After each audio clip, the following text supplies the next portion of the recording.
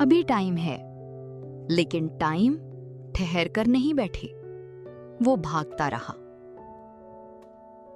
एक दिन हमजा की कंपनी में बॉस ने मीटिंग रखी। टॉपिक था फाइनेंशियल डिसिप्लिन। बॉस ने कहा, लोग छोटी छोटी चीजें इग्नोर करते हैं। 20 रुपए, 50 रुपए, सोचते हैं कोई बात नहीं, लेकिन यही छोटी चीजें बड़ी प्रॉब्लम्स बन जाती हैं। हमजा सुन रहा था और उसके दिमाग में यासीन भाई की चाय आ गई। 20 रुपए रोज, 1 साल। उसने कैलकुलेटर निकाला। दिल धक धक कर रहा था।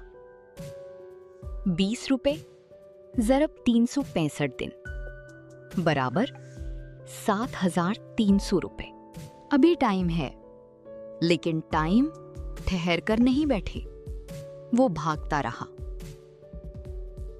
एक दिन हमजा की कंपनी में बॉस ने मीटिंग रखी।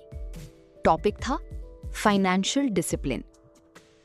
बॉस ने कहा, लोग छोटी छोटी चीजें इग्नोर करते हैं।